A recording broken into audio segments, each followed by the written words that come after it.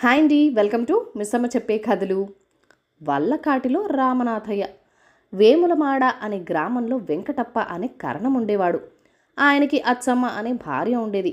అచ్చమ్మ ఉత్తి అమాయకురాలు, లోకజ్ఞానం లేని వెర్రిబాగుల మనిషి. అమాయకపు అచ్చమ్మకి పిల్లలు లేరు. ఏమమ్మా, మీకు పిల్లలు లేరా అని ఒకసారి ఎవరో వాడిని అడిగారు. ఆ ప్రశ్నకు ఆవిడ జవాబు చెప్పలేకపోయింది. అందరికీ పిల్లలున్నప్పుడు తనకి మాత్రం ఎందుకు ఉండరు అనుకుంది. అయినా భర్తని అడిగి అనుమానం తీర్చుకోవచ్చు కదా అని తలచింది. గ్రామంలో పొలాలన్నీ అజమాయిషీ చేసుకుని సరిగ్గా 3 జాముల వేళకి వెంకటప్ప ఇంటికి వచ్చాడు. ఆకలి చేత త్వరగా మడికట్టుకు వచ్చి వడ్డన చెయ్యి అన్నాడు. అప్పుడు అచ్చమ్మ, ఏమండి, మనకి పిల్లలు లేరా అని అడిగింది. లేరు, వడ్డించు అన్నాడు భర్త. అచ్చమ్మకి అనుమానం తీరలేదు. ఆవిడ అలాగే నిలబడిపోయి, ఒక్క ఆడపిల్లనైనా లేదటండి పోనీ అంది. లేదు అంటే మళ్ళీ ఇంకో ప్రశ్న వేసి ఆలస్యం చేస్తుందేమో అని తోచి, వెంకటప్ప లేకే, ఓ ఆడపిల్ల ఉంది, నాకు త్వరగా భోజనం పెట్టు అన్నాడు. ఎక్కడుందండి? ఎక్కడుంటుంది? అత్తారింట్లో ఉంది. పెళ్లి చేశాక కదండి అత్తారింటికి పంపుడు? అవును, పెళ్లి చేసే పంపాను. అలాగటండి, అయితే మన ఎల్లుడెవరండి? ఇలా ప్రశ్న మీద ప్రశ్న అడుగుతూ ఉంటే వెంకటమ్మ ప్రాణం విసిగి, ఎవర్రా, వళ్ళకాట్లో రామనాథయ్య అని సమాధానం చెప్పాడు. అది విని అచ్చమ్మ తమ అల్లుడి ఇంటి పేరు వల్లకాటివారని, అతడి పేరు రామనాథయ్య అని అనుకుని సంతోషించింది. అంతేకాని అలాంటి మనిషి ఎక్కడా ఉండడని, తాను మొగుడిని ఎవడు అని అడిగి విసిగించేసరికి అతడు ఏదో ఒకటి అలా చెప్పటానికి మారు వల్లకాట్లో రామనాథయ్య అన్నాడని ఆమెకి తెలీదు. ఎలా తెలుస్తుంది? ఆవిడకి లోకజ్ఞానం కొంచెమైనా లేదుగా. నాటి నుంచి అచ్చమ్మ తనకొక కూతురుందని, తన అల్లుడు వల్లకాటి రామనాథయ్య అని సంబరపడిపోతూ ఉండేది. కొన్నాళ్ళు పోయాక కరణం గారు జమాబందీకని పట్నం వెళ్లారు. అప్పుడు ఒకనాడు మిథ్య మధ్యాహ్నం అప్పుడు దారిన పోయేవాడొకడు దాహం వేసి కరణం గారి ఇంటి ముందు ఆగాడు. కరణం గారు ఊర్లో లేరు గనక అచ్చమ్మ తలుపులేసుకుని లోపల పప్పు రుబ్బుతోంది. ఎవరండోయ్ లోపల?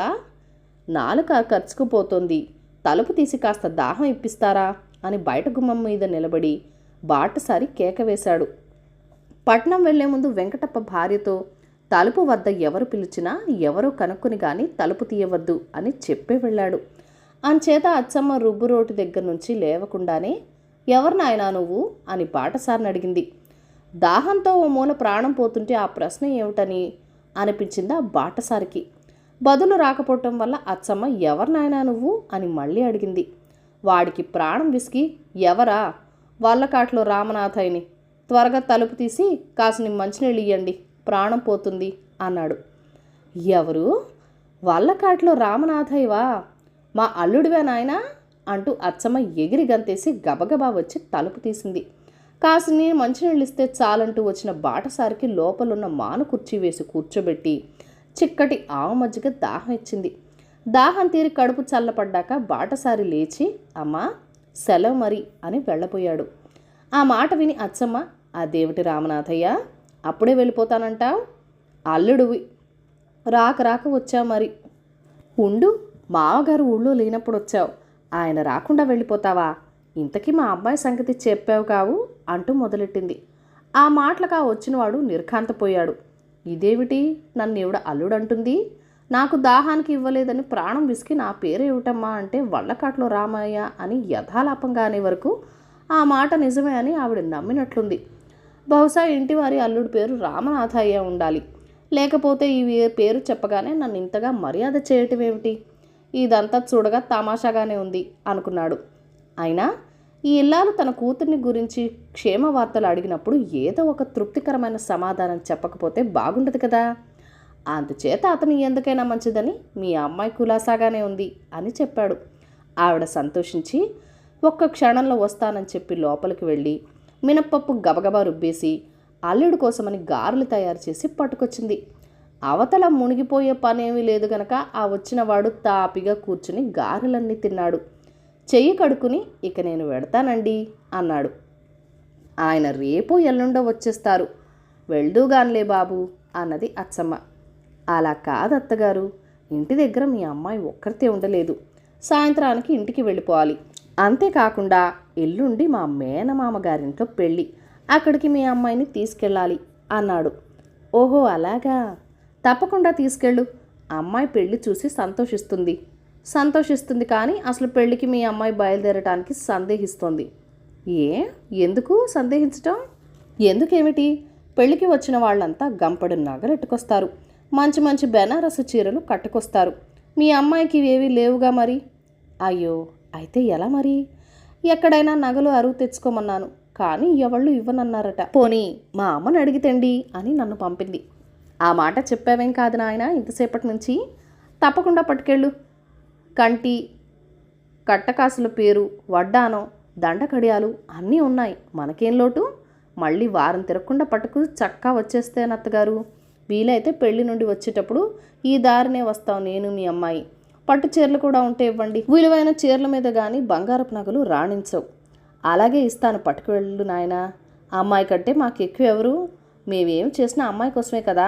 తన నగలు పట్టు చీరలు ఎరువు ఇవ్వకపోతే తానెన్నడూ ఎరగని ఆ కూతురు పెళ్లికి వెళ్ళటం ఆగిపోతుందనిపించి అచ్చమ్మ లోపలికి వెళ్ళి పెట్టి తెరిచి నగలు పట్టు చీరలు తెచ్చి ఆ అతిథి ముందు పెట్టింది. వాడు తాపిగా నగలు బట్టలు తన సంచిలో ఇముడ్చుకుని, ఇంక వెళ్తానత్తా, ఇవన్నీ మళ్ళీ పువ్వుల్లో పెట్టి తెస్తాను, వారం తిరగకుండా వచ్చేస్తాను అంటూ తన అదృష్టానికి మురిసిపోతూ దారి పట్టాడు.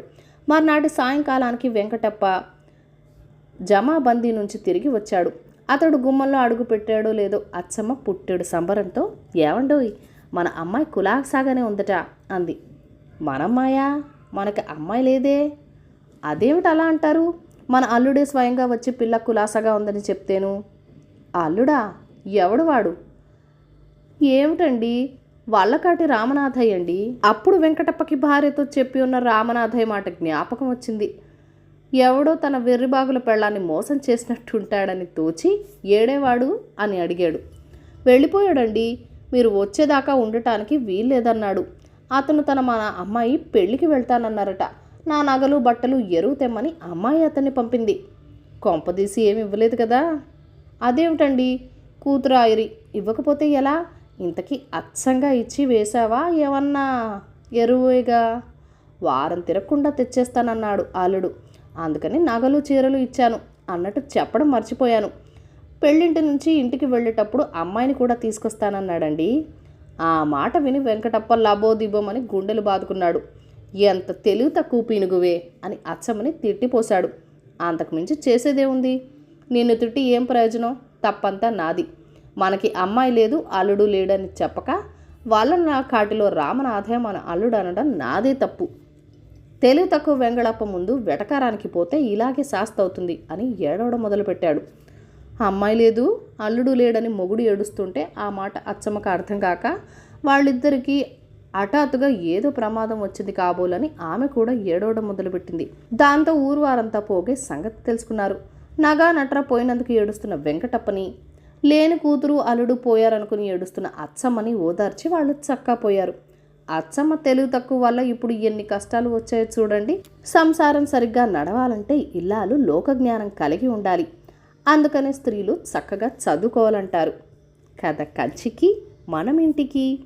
ఈ కథను లైక్ చేయండి, షేర్ చేయండి. మన ఛానల్ని ఫస్ట్ టైం చూస్తున్నట్లయితే కనుక సబ్స్క్రైబ్ చేసుకుని ప్లీజ్ మీ సపోర్ట్ ఇవ్వండి. ఈ కథ మీకు నచ్చిందని అనుకుంటున్నాను. మీకు ఎలా అనిపించిందో నాతో చెప్పండి. ఇంకా ఇలాంటి ఏ కథలు వినాలనుకుంటున్నారో నాతో కామెంట్ సెక్షన్లో కూడా షేర్ చేసేయండి. Thank you for watching. Bye bye.